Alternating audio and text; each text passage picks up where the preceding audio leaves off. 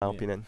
We'll see what happens. The draft has actually started. Okay. We are already watching the two bans. The first pick comes from LGD Gaming, and it's going to be a Tide Hunter. Now, I saw a quote. I don't know if that is just Twitch chat copy paste or not. People were saying they're not, but no one is 100% confirmed.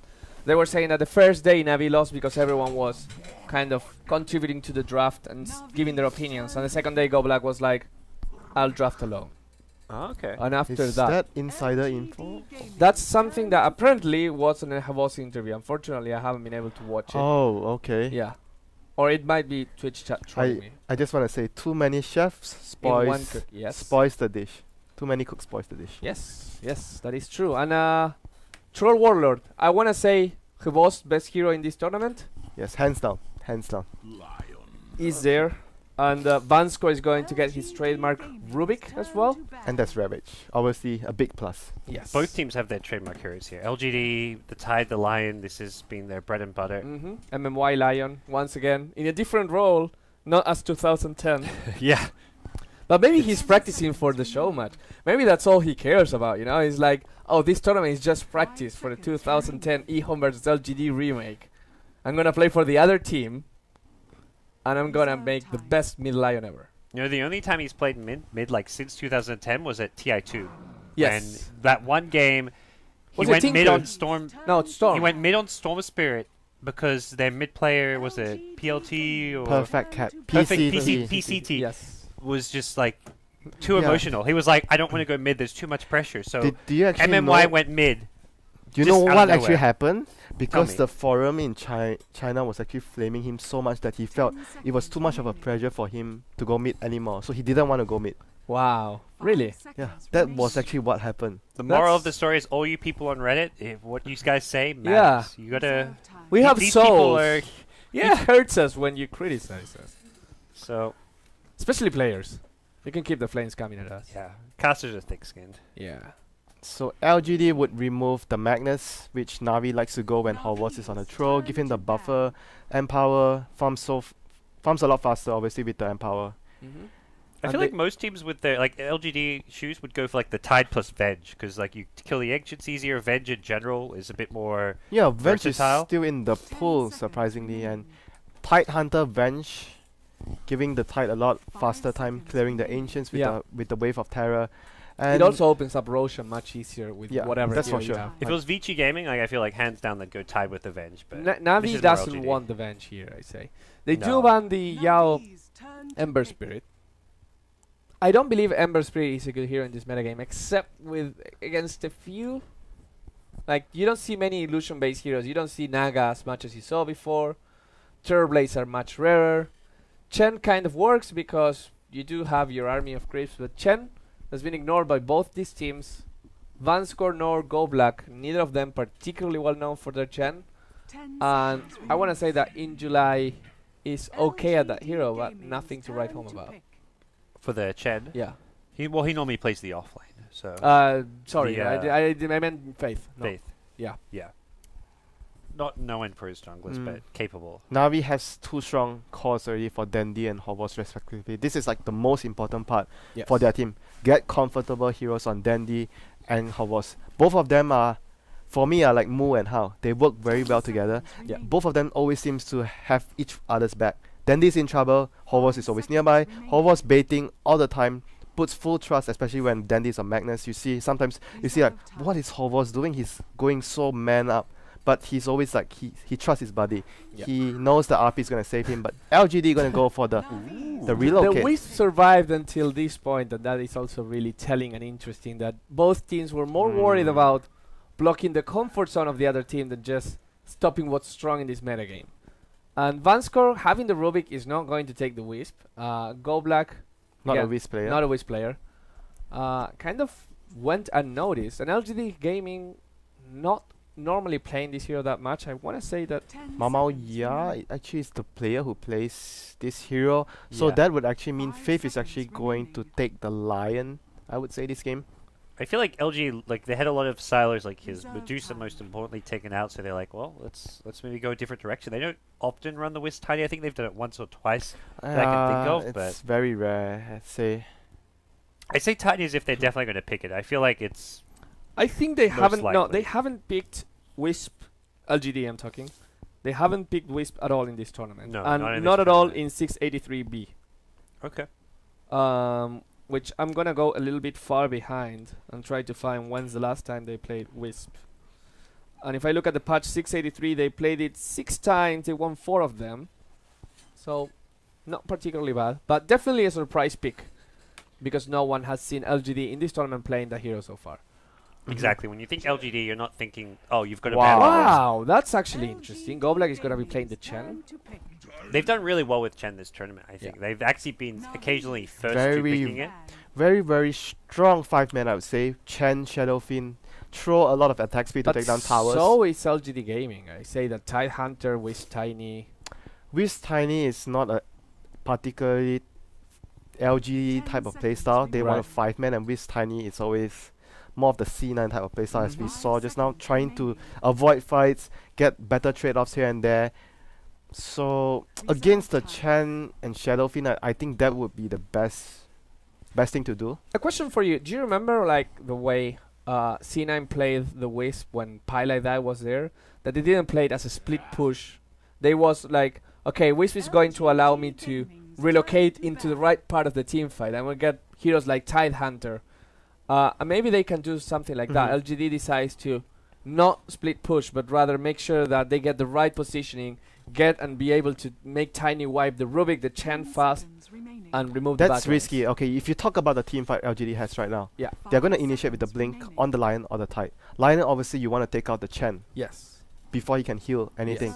But there's always a risk. You blink in Ravage, if you don't catch the Rubik, and you relocate him with the Wiz and Tiny, he gets Ravage and turns the fight. You are just going to die from the Requiem of Souls and the Stolen Ravage. Or even if he doesn't get Ravage, he lifts the Tiny first, and once Tiny goes down, there's no physical damage coming out from LGD anymore.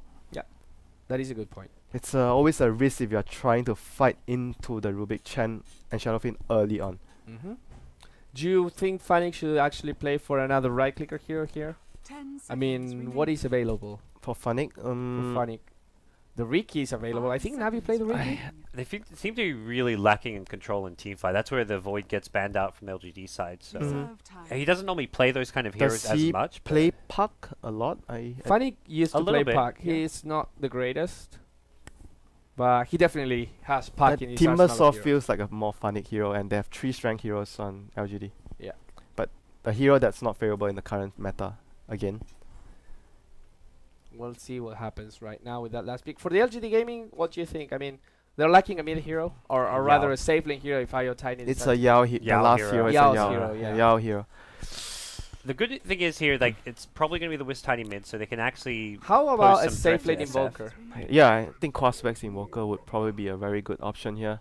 So Centaur would be the last hero to complete Navi's roster. I Team- like this. It gives them a lot initiated. of mobility. Yeah, initiating hero as well. Tanky initiating hero can catch the Wiz, relocating him with the Tiny, with the Storm set up for the Shadowfiend to dish out damage, and good escape as well, Stampede. So Yeah. if you see the relocate coming in, You just Stampede, stampede away. just and run say away. Whatever. Yeah. Yeah. it's a good way of dealing with the relocate for sure. But I'm liking more and more the Quaswax Invoker here because this little mana pool. I mean, even the Chen, you get EMP, then you lose all your mana. Troll, Centaur. Second thing for the Invoker, comfort zone for Yao. Yeah. Yes. Important point. Very competent. They do kind of lack damage output to side. It would be like all about the Tiny at that point. Yeah. Like, that's like full floor protect one. in some ways. Alacrity Tiny, I can take that. Yeah. It's gonna buff the Tiny in the late game. We'll see if we're on the same wavelength with these guys. It's going to be the Death Prophet. I actually think that could turn out to be a disaster if I think. it's dangerous, very risky. See what I mean? Like you see the Wisp Tiny, and you say okay, split this, and then you say Death Prophet, Tie Hunter. They want to fight. It's like the draft doesn't harmonize with each other. Exactly. It's not a harmony. Obviously, you can say he can relocate in, but we already talked about the risk of running that. You blink Ravage, you relocate in, things don't go well, you lose everybody. On the other side, the draft of Navi makes a lot of sense by itself. You get a hero that's going to get a ton of damage, a hero that is going to buff your right clickers, a hero that is going to buff your mobility. They will have a lot of attack speed and movement speed with a combination of Troll and Centaur. So they will be able to do a lot of stuff. GoDz, which draft do you like the most? I'm on board with you guys. I think Na'Vi seem to just have more well-rounded draft. I feel like this Death Prof was a very forced pick from LGD. Like, there's a clear pushing theme going on with the Death Prophet ultimate, the Tiny as well, but Tiny's just that different kind of pushing hero. That's not looking to group up 5-man like we saw a lot of during TI4. I feel like the Wiz Tiny doesn't fit the same game plan as the Death Prophet. Definitely doesn't. That's why we were quite surprised that the Death Prophet was picked up. But I also feel like Yao could very well likely get outlaned by Dendy in the mid lane. We've seen Yao's biggest weakness be his laning stage. Yeah. Yeah, he's gonna go mid this game as the Death Prophet. They are not gonna do any Wiz Tiny middle lane. So take it away. Yeah, you take it away. I'm going away. See you. I'm gonna go to the couch and watch you guys comfortably. So I'll let you know I'll be watching. Okay. Hopefully we'll be bringing good news for you later. Behave. Well, that's going to be Na'Vi on the Radiant side. Funnick going to be handling the Centaur War Runner. In the mid lane will be Dendy on Shadow Fiend. We'll see GoBlack playing the Chen. And in the safe lane, Havost on the Troll Warlord, supported by the Rubik of Vengscore for Na'Vi. And on the Dire side, LGD. One spot behind Na'Vi in the standings as far as how many losses they have. In July, going to be on the Tide Hunter. We'll see him going towards the off lane. And the Wisp, it's going to be MMY. Going to be not going for that Bottle Rush, actually going for a Soul Ring. Faith going to be on the support Lion. Then we'll see Yao on the Death Prophet, looking to go mid lane. And finally, Sylar going to be playing the Tiny. What do you make of this Wisp build? It's something different. We don't normally see this. Safe lane Wisp. Not going to be able to get access to runes so easily. And we could see a fight here. Centaur coming in. Rubik is a crucial hero in this type of fights. Who's going to get caught here? Well, it doesn't look like they won't have anything to do with Yeah, this. you need to back off once you see the Rubik. Double bounty rank for Na'Vi. Dandy and Avos. I feel like I've seen this a few times this tournament where they send 4 heroes to the kind of contested rune, and meanwhile Havos is just off getting his solo rune. Yeah, that is a huge victory for Na'Vi there, getting both the bounty runes. You see Vengscore, after helping out his team securing the top rune, gonna move his way back to bottom to support the Troll, which is Havos here at the bottom against the Tide Hunter. And middle lane we shall see Dandy 1v1 against the Death Prophet, which we are all really concerned about the outcome of the laning phase, as Yao usually always loses his lane. So, taking aside like the who's playing what, Shadowfiend versus Death Prophet is a pretty even matchup. Yeah, it's actually a very even matchup until the Shadowfiend gets a lot of souls, probably level 5, and Death Prophet still being able to last hits in the lane just with the Karen song, but I would say that Death Prophet would have a very hard time as soon as Shadowfiend is around level 4, when you get the second point in Necromastery.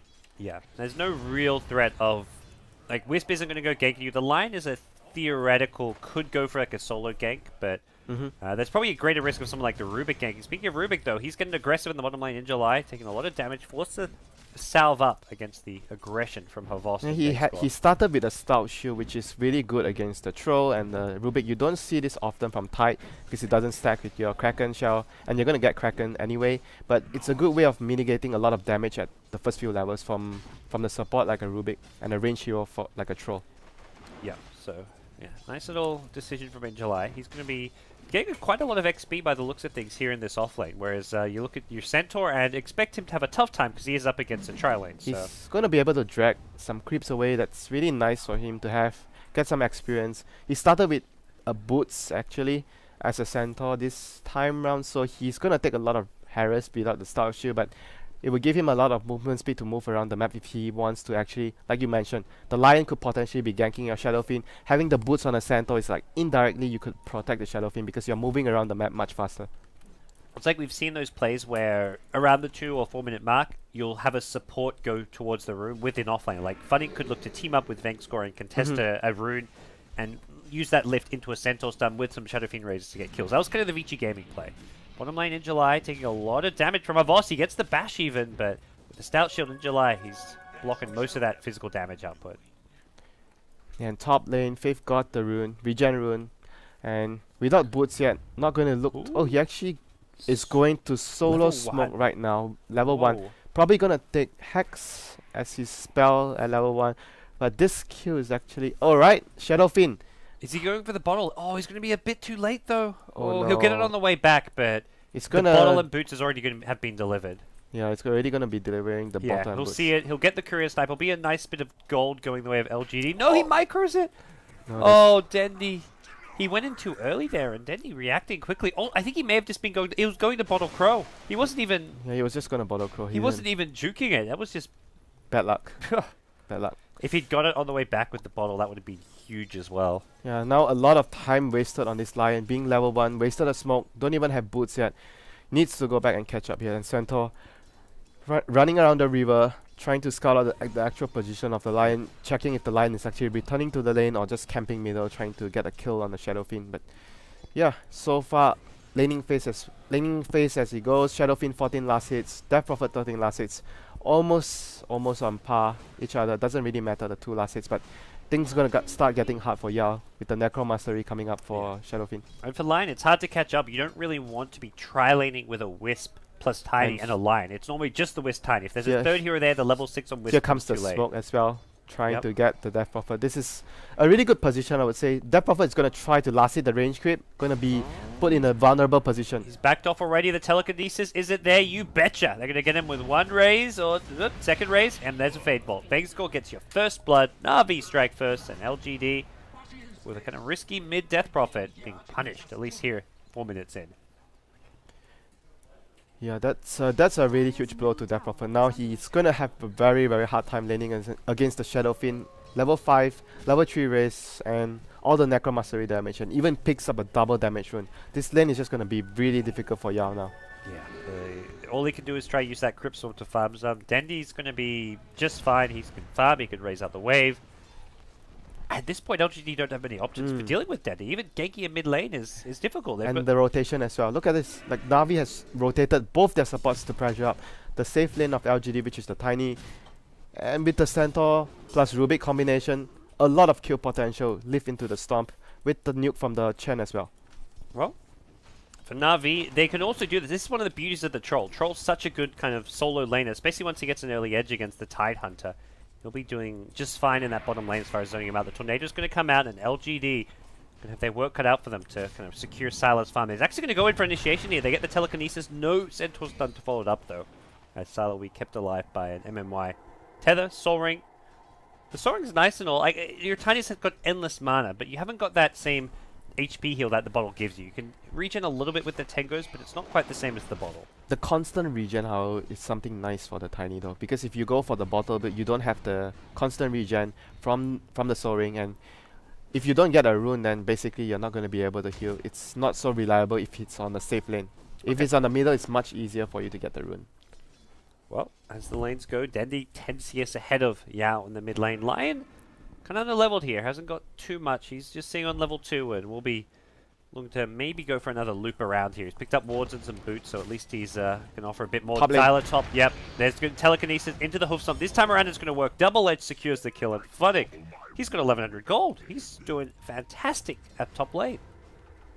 Yeah, this movement from Na'Vi really, really well thought of. Helping the Centaur, secure his blink, secure his early levels, realizing HOVOS doesn't need help at bottom against the Tide anymore. Tide got zoned up pretty hard in the early phase, and yeah, game is going really, really well for Na'Vi right now. Tide gonna scout out the haste rune. At least Yao will feel safe having the haste rune, not worrying about any ganks coming his way because he's gonna have a haste to get out. But Dendy is currently having a very good time as well. 34 last hits to 25 of Yao thanks to the gank, and Tiny now starting to suffer from that rotation from Na'Vi. You can see last hits dropping behind the troll already. Yeah, he's dropping behind a little bit, but also the death to his name, that's going to hurt him a lot as well. We can see in July, not having a good time. No support for him, unlike the Centaur, and he's gonna start jungling here. It seems the small camp, the pool camp for for Na'Vi, getting some experience at least. But looking at the ancient stacks, currently 2 stacks for him, but he still needs a few levels before he can actually do the stacks. And yeah, I feel like he's gotten much less than he should have, because Troll's been solo for a long time. Sure, kind of a supported Troll kind of has the edge there as far as being higher level. He's level 7, but Tide should be able to at least come in and get some CS. Yeah, but it's difficult. Like, Troll does so much damage when you're coming in with the anchor smash. The whirling access will make you miss, and you're just always constantly worrying about getting too much damage dealt to you when you're trying even to get one last hit. And Troll is definitely a hero that can actually solo kill the Tide. Especially with the lane so close to the tower here. So we'll see Dendy mid lane doing fantastic. Level 7 now, so has those max raises, and this is where this lane is very difficult for Death Prophet. You mentioned the haste rune keeping him alive, but even with like multiple raises, he could get gecked out by a top lift. lane. Yao is coming top with the haste. This is gonna be dangerous for Na'Vi. Avalanche. Ooh, Avalanche and Yao wants to come in. He's got no ulti just yet. Gone for the 3 Crypt Storm instead. Funnick accepting his fate. Goes for one last double edge on MMY. That was close. That was close. Middle tower He almost made it a 1-for-1, but yeah, Yao rotating in, there was nothing much they could do. They got outnumbered. Now Chen and Rubik forced to return to their jungle, and they would probably be greeted by a Tide trying to steal their camps here. Yeah. But GoDz so far, I think his job is already done. He slowed the Tiny's farm a bit, and HOVOS is, as a result, 11 CS ahead of the Tiny at the moment. I think if you're Na'Vi, you're really content of what your supports actually achieved in the game so far. 8 minutes in. Yeah, and they can fall back now and focus a bit more on their farm, and Dendi and HOVOS kind of in the mid game will be in a great position to contest. Relocate coming in. They want to fight Dendi here. In July may die first, so he needs one more right click. The toss was on the Tide. Unfortunate. If they tossed up Dendi, that may have gone a bit better for them. So a 1-for-1 trade, but Dendi gets a kill on the way out. Yeah, he relocated probably could have actually backed off a bit so the RNG would favor the toss towards the Shadow Fiend more. Yeah. But still a really good trade for LGD, obviously. Killing Dendi there, slowing his farm progression, taking away his souls, and the sad thing is just Tide had to pay the price there. Yeah. So right now, it's going pretty well for Na'Vi in the early game though. Out farming and out leveling LGD across the board. Radiant's middle tower is under attack.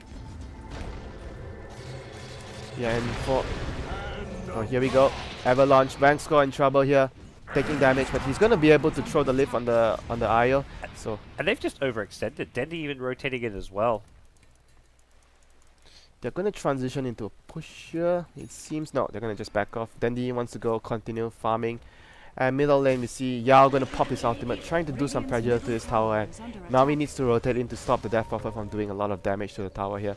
They're gonna bring in 2 heroes now, Rubik and the Shadow Fiend. That should be enough. They've got Rages, they've got Fade Bolt. Yao just forces these rotations, but won't get much more than that out of this exorcism. Yeah, but Tide would be the biggest victory from those 2 rotations. Gonna get some space, getting some farm in the bottom lane, and he's actually really behind in levels here. He's level 5 only, and Funnick already level 6.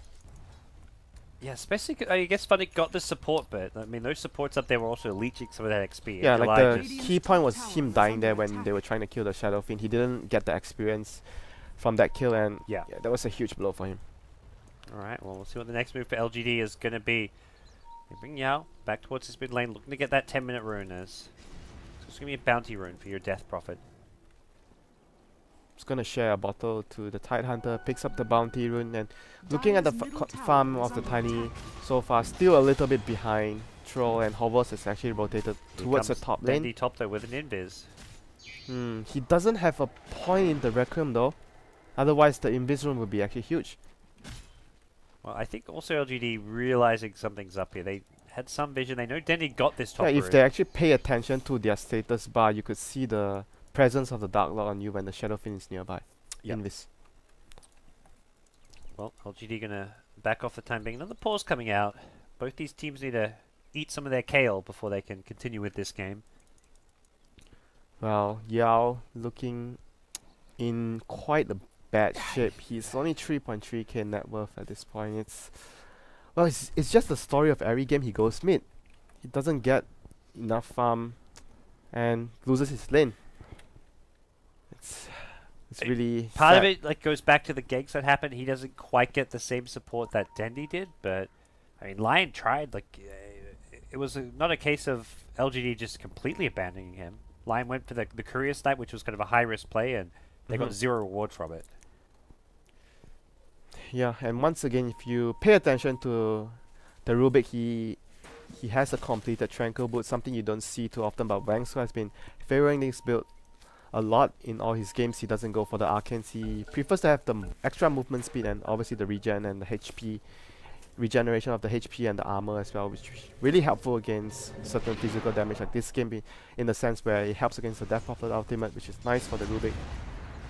It just feels, and Death Prophet just feels like one of those heroes that doesn't do well when you're not kind of leading the farm. You can play these heroes like 2 position, but you need to be getting a split farm between your main carry and the Death Prophet. Right now, Death Prophet's getting secondary attention And you want compared to to Sylar. you want to dictate the pace of the game as well with the Ravage and the Exorcism at the same cooldown on the same time. So, but at At this point, what Ravage? no Ravage. Yeah. Tide, he's got the safe lane now. They realize how bad a position Injuly's in. They give him the safe lane farm. They're moving in the Tiny, looking to go for a gank here towards the top lane. They get down a deep ward, but they haven't spotted Havost at the Ancient, so doesn't look like they're aware of what's going on, but they swing around and Havost already backing off. This ward comes down a bit too late. Instead, it's going to be Dendy the toss in the line with a Hex, and Dendy in some trouble. He's got the Requiem here, and he almost actually does get the counter kill. Line goes down as Dendy won't get XP for that one, but still a 1-for-1 trade. Funnick is actually getting very close to his Blink Dagger. Gets the safe lane, like both offlaners getting the safe lane farm priority right now, and Hallboss is getting relocated top. Ravage! Okay, Ravage, Anchor Smash, they want to get this kill. The toss, Avalanche is going to be there. Havost goes down. Nice gank and good use of the first Ravage from Injuly. Yeah, that was a huge kill for them. Now, Dandy's down, Hallboss is down, tier 1. Going down as well. Whoops. Will it? He Tiny's gone, and that brought toss. the Tiny away, okay. I think they thought the toss was going to get the tower, but with the glyph, it blocked the damage. The creep wave is there in July. Bank score coming in for the deny. Oh, Gets no. it too. In July was not confident. He was too afraid to go for it. Didn't want to give up his life, so pretty sizable chunk of gold they missed that's out on. actually a huge deal for the Tiny. Yeah, at this state of the game, when you're kind of a little bit behind, you really need that tower money.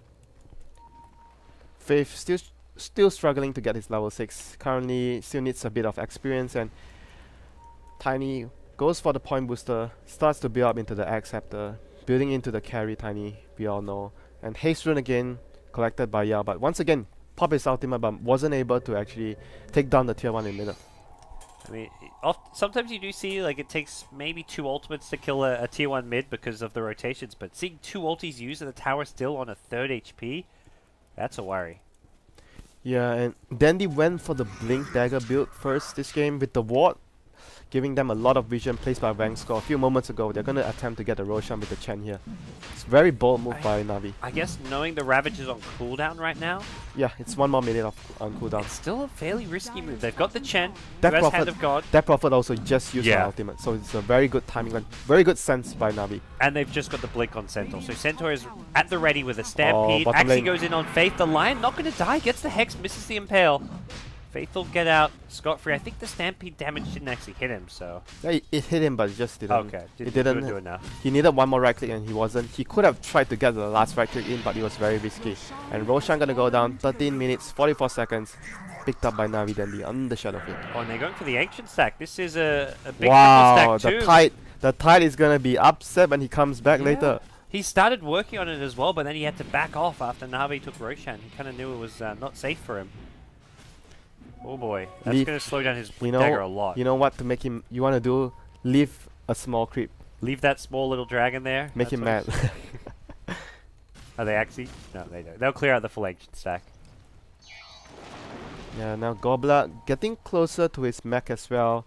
So far, I mean, he did a good job making sure the lanes were all comfortable for Navi. Dandy once more, again an Invis rune here, almost close to his BKB. He will have his Blink plus BKB soon, something that he really likes to go on Shadowfin a lot. Blink, BKB and Ethereal Blade. This game actually, Ethereal Blade would be quite a good option here. Having the defensive capabilities against the Death Prophet ultimate, and being able to actually assassinate someone if he needs to with his spells plus the Ethereal combination. We'll see Navi now with Aegis in hand, confident that they can start taking some objectives as a team. Avos is pretty damn farmed himself from the Troll, and Injuly nearby with a Ravage at the ready. Funnick takes out the Lion right off the bat.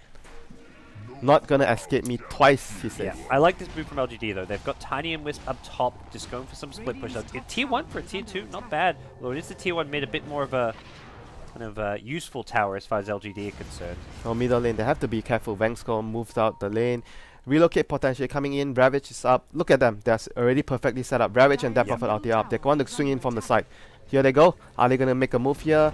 Relocate ready as well. Then he blinks away to safety. So chance, the window is already gone for them. It's hard to go for that relocate because Dendy can spot it and blink out. You've got to do some damage to cancel his blink as you relocate. Without the blink on the Tide, it's just a massive task to do that. Yeah, they don't have anything to cancel with. There's no like Vengeful Spirit with a Wave of Terror. There's no long range damage really, unless they toss someone in or the Wisp somehow hits someone with the Spirit Balls. But It's yeah, it's very high risk. They need a Blink Dagger on Tide or the Lion. Lion very far away at this stage of the game. Look at Navi right now, clearing their own ancient stacks Yeah. after stealing the opponent's ancient stacks. They Just get winning the economical battle here. 7.5k net worth right now ahead of LGD. A very good lead for Navi, and they're looking really good to be able to take a lead, move into the mid game, and just take control of the map with the Centaur, Shadowfiend, and Troll all farming really well at this point. That's the thing. It's 6 kills to 4, but Navi with a massive lead. They're as far just as playing a lot better than LGD at this point. Support's making the better movements, more farm on the carry, and just securing more objectives in general, even though they just got one tier 1, and considering the fact that they're up against the Death Prophet Tidehunter, being even on tier 1 towers is just a massive task they have just achieved. And the early game was just won well enough that, I mean, looking at the net worth of some of these LG heroes, the Tide has less net worth than both Navi supports as an offlaner. Yeah, Both that's- Rubik and Chen are ahead That's of just him. how much of a difference that the Chen and Rubik have done in the game compared to the Lion and the Wisp at this point. Navi has just made the better decisions, better movements, and overall had the better game impact compared to LGD supports. Alright, we'll see what the next move for Navi is. It seems they want to just go for more towers here. They group up, get everyone up top. They're going to have to, well, accept the fact that some split push is going to occur at bottom lane. Yao is down there with the Tiny, who has a completed Acceptor, so Wisp Tiny can push pretty damn fast at this stage of the game. Navi, though, with Battle Trance and Shadow Fiend, can do pretty decently themselves, as both teams are going to glyph their towers in to exchange tier 1s in the side lanes, and possibly even exchange tier 2s. I actually have this feeling that they might actually be going all in to the high ground. They just saw Death Prophet Pot Ultimate, and Ooh, one big cooldown that already used, and they can take the tier 2 here very quick. It feels like they are actually going to be able to push high ground. Relocate mid from the Wisp Oh, Tiny. They want know them to. Navi is gonna go high ground here. They know it. Yeah. They need to get as much as possible. Maybe a buyback ready for the Tiny for the incoming fight here. Yeah. This is gonna be crucial. Does Tide have a blink? Yes, Tide has enough gold for the blink. That tower gold got him the blink money. He could have sold maybe a stout shield, but this blink is the only chance of defending the high ground here. They're going to lose the death prop to start things Oh off. That my was a God. death. He may have not had ultimate, but his Crypt Sword was vital for this defense. Funny. Takes a lot of damage there, but they've got the Urt to heal him up. Havos on the high ground. Tier 3 down to half HP already. With the Battle Trance and a DD rune on Dendi, they're going to lose to tier 3. There's no glyph available. Blink! Ravage from July. This is it. This is Ravage gonna stolen. work. Ravage stolen. Oh, here we go. Rubik. Oh my god, that was a Ravage that did nothing. Oh my gosh.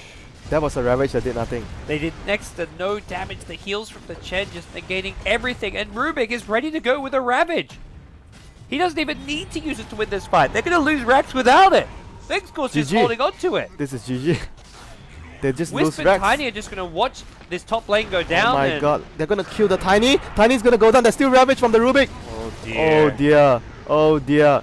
You Scepter. There is a buyback available, but it feels like this is the end. Oh my god, this is just the game-breaking damage that has Over been done. before this game even began. It's 19 minutes in, and LGD lose the lane of Rax. Guess what? Vengscore just collected his Blink Dagger, and Ravage is still intact with the Rubik. How are they gonna defend without their own Ravage and giving away a Ravage to the Rubik? And we already saw that They may have an LGD exorcism for it, but that's... LGD couldn't take a fight head-on. It feels like the Ravage is the big one. They need both that and the Exorcism at the same time. That fight they had just Ravage. The previous one, with this one coming up, it's going to be just the Exorcism. It's never Oh my god. everything used together. This is gonna be a one-way ticket for LGD. The fight they're gonna lose if Vengscore gets in position to a big Ravage. Well, Navi don't have Aegis anymore, but I'm surprised if that would stop them. It seems they're going to go look to push down this bottom lane. Still a tier 1 tower available, so there's still a lot of objectives and money to be claimed from the Navi squad. Oh my god, this is like, as much as you want to say like, alright, with Tiny, there's always hope.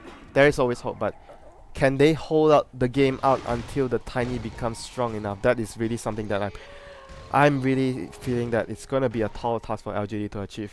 Very difficult to actually buy. They need at least, I would say, 15 minutes more, and Navi not going to let that happen. That's the thing, even just the next Aegis in a couple minutes is going to be... Ravage, bring Ravage, bring Ravage, Oh, there's a Vengscore! relocated. They're going to go into this one. The Ravage hits everyone. They lose the Wisp immediately. Sylar's been abandoned. Dendi going to ignore the Sylar. He goes down to Havos. Dendi blinks forward, kills off the Death Prophet. They've forgotten that Vengscore had Ravage. They just relocated into that. Either they forgot or they never realized. I guess they forgot that, or they just didn't knew Vengscore, because he didn't use it the whole fight. Yeah, maybe they thought he'd used it or just... They didn't realize Rubik had Ravage. Oh my god.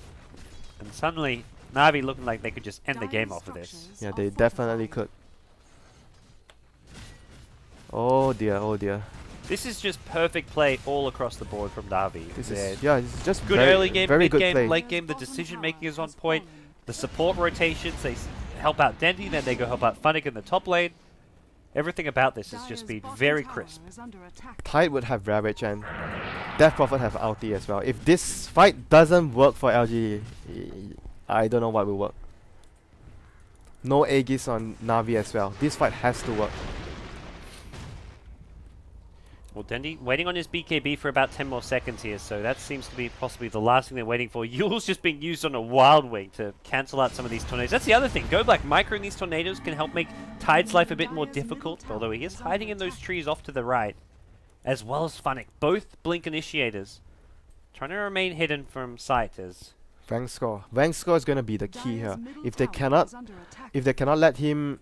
If they cannot find him, they cannot kill him, and he steals Ravage, it's just over. The fight just over there. Oh, here Blink in, comes Sentinel Stun, he found Faith! No line for you, Injuly still hidden, blinks in with a Ravage, Rubik does get it! He gets it even though he gets stunned, he's gonna blink in and Vangscore can just clean up, he may not even need to Ravage. It's on cooldown actually. Okay, on cooldown from the previous one, that is the sigh of relief from LGD, but it doesn't matter, their base gonna go down anyways. What a... Vangscore just showing off. He's like, I'm just going to steal Ravage to show you that I can steal Ravage, even if it's on cooldown. What a performance from the Na'Vi supports this game. What a performance. Very good rotations, very good decision makings, and they just controlled the whole game. And we were discussing about Tide plus Death Prophet, then there's a Tiny there. Something doesn't feel right, and yeah, Na'Vi just took advantage of it. They needed so much time to come online. Na'Vi secured an advantage with the supports, GoBlack and Vangscore obviously, and the whole game just fall apart. This is just where like stats don't really tell the whole picture, because GoBlack ends that game 0-0-3 on Chen. And it sounds like he kind of sat back, farmed the jungle, did nothing, but that is far from the truth. He, got the first gank on SF, then he went top to help out Funnick. What happened, Bruno? What happened? I think what happened was LGD had a great teamfight initiation in that top racks. They get a 5-man Ravage. They get a 2-man Impale. And nothing happened. Everyone was full health. No Death Prophet ulti was on cooldown. They use it at the bottom tier 1.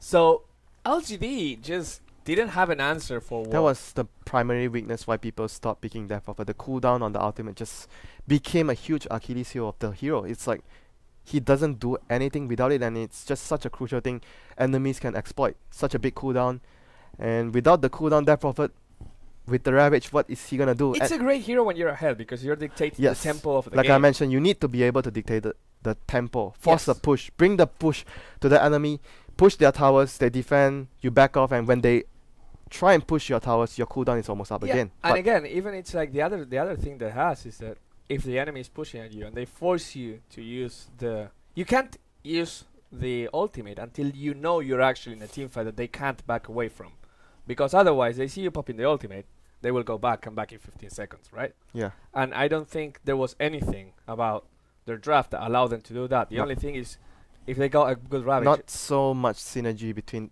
Tiny and Death Prophet, and I mean Tiny with Ravage with Tide is still fine, but then you throw in another big cooldown ultimate like a Death Prophet, which was quite surprising, and there you go. Na'Vi took advantage of it, and just the supports played so well that game. It was a really good game by the duo from Na'Vi. I feel like that's the thing. Death Prophet I don't think was a very good pick, and you could see the hero's weaknesses, but even if that was a better pick for the mid lane, Na'Vi's support just got so much more down the line. On Faith, he smoke kicked. He tried to kill the courier, I guess. Yeah.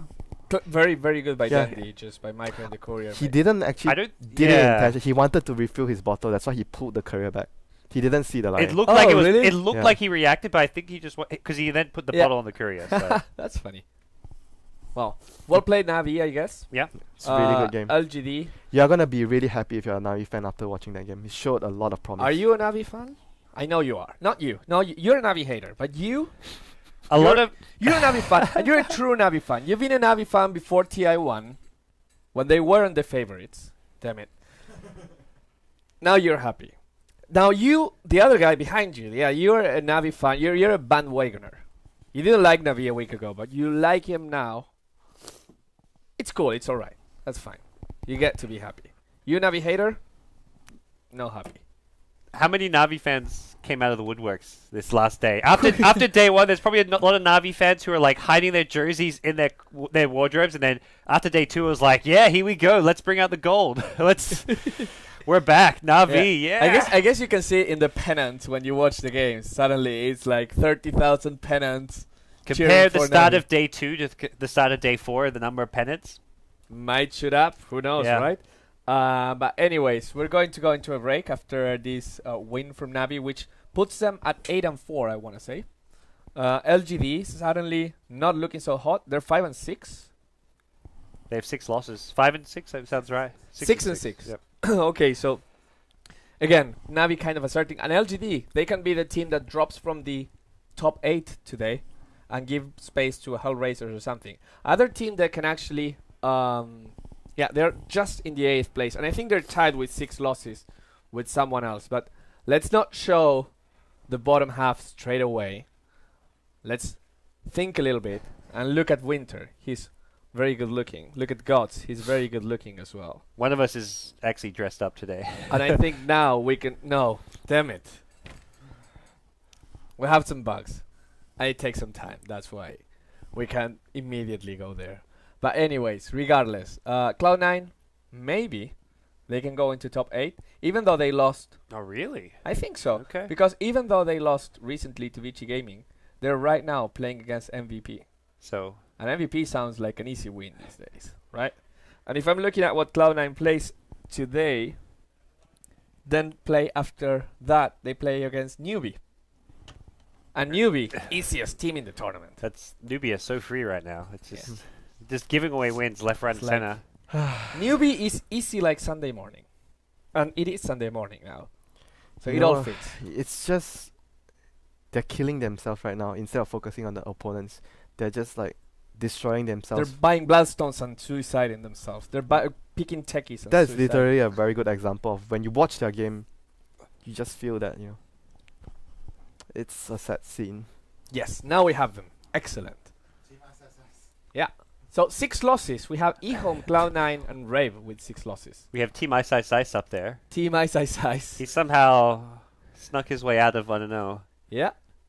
But anyways, we're going to go into break now, guys. When we come back, we will have here Sunsfun and LD. WinteR's gonna take a little break. No, I'm actually going upstairs. No Oh, break. you don't get breaks. No breaks. You don't get breaks. Life is tough. But when we come back, we'll have Newbie versus HGT. A very, very even match. And not for good reasons. The second wildcard, the last team to qualify against the last team in the standings period.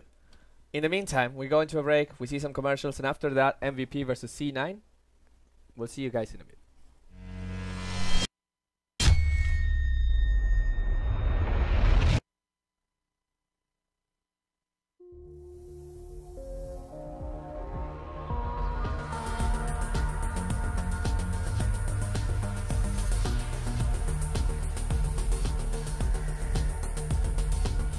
Don't just stream, bet now.